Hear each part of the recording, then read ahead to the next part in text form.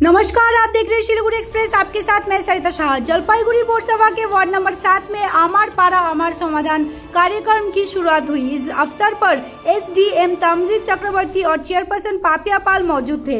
इस योजना के माध्यम से स्थानीय लोग अपनी छोटी बड़ी समस्याएं रख रहे हैं और प्रशासन ने उन्हें जल्दी सुलझाने का वादा किया। कैंप में बड़े संख्या में नागरिक अपनी शिकायतें लेकर पहुंचे। साथ ही दुआरे सरकार कैंप भी आयोजित हुआ।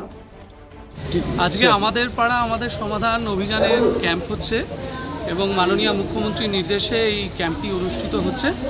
জলপাইগুড়ি পৌরসভা খুব সুন্দরভাবে ক্যাম্পটির আয়োজন করেছে। আপনারা দেখতে পাচ্ছেন মানুষজন নিজে থেকে এসে তাদের সমস্যার কথা বলছেন, কি চাইছেন সেটা বলছেন এবং এটাই মানুষের কাছে নিয়ে যাওয়ার জন্য আমরা নির্দেশিত এবং সেটাই হচ্ছে। এর সাথে সাথে দুয়ারে সরকারে কিন্তু 37টি প্রকল্পের ক্যাম্প হচ্ছে, যেখানে মানুষজন আসতে পারছেন, তাদের সুবিধাটা পেতে পারছে। দুটো ক্যাম্পই হচ্ছে দুয়ারে সরকার ও পাড়ার সমাধান।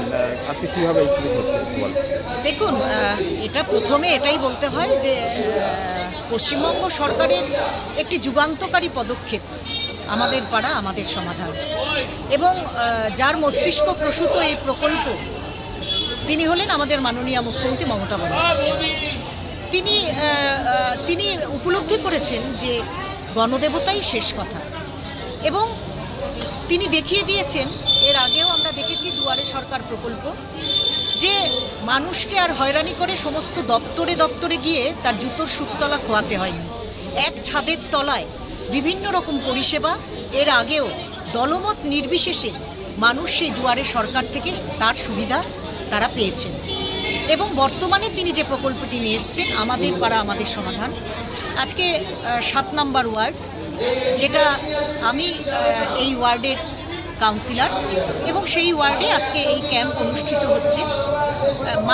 মানুষের সমস্যার কথা বলছে। কোথাও কোনো যদি ফাঁক থেকে থাকে, কোনো পক্ষপাতিত্ব নয়, সকল মানুষকে নিয়ে সকল মানুষের সমাধান তারা নিজেরাই করবেন, তাদের সমস্যার কথা বলবেন।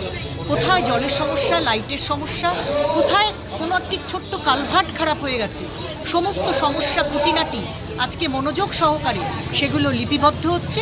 এবং আমাদের মাননীয় মুখ্যমন্ত্রী মমতা বন্দ্যোপাধ্যায় প্রতি বুথ থেকে যে 10 লক্ষ টাকা বরাদ্দ করেছেন, আগামী জানুয়ারি মাসের মধ্যেই সেই মানুষের সমস্যার সমাধান হতে চলেছে। অতএব মানুষকে নিয়ে এই সরকার এবং মানুষের সমস্যার সমাধানে আমাদের সরকার এবং আমাদের পুরসভা তাদের পাশে থাকবে, এটুকুই বার্তা। কি ধরনের সমস্যা মূলত তুলে আসছে? দেখুন, এটা আমার ওয়ার্ডে বহু কাজ হয়েছে, এবং সত্যিই তো কোথাও কোনো ফাঁক থেকে থাকে, মানে কোথাও একটি ছোট্ট কালভার্ট খারাপ বসে গেছে, কোথাও একটু গার্ডওয়াল নেই, কোথাও একটি লাইট পোস্ট নেই, কোথাও একটা জায়গায় একটু কমিউনিটি টয়লেট একটা হলে হয়তো ভালো হয়। এই ধরনের ছোটোখাটো সমস্যাগুলো উঠে আসছে, এবং আমরা নিশ্চয়ই পর্যবেক্ষণ করে সেই প্রায়োরিটি বেসিসে সেই কাজগুলোর সমস্যার সমাধানেও এগিয়ে যাব।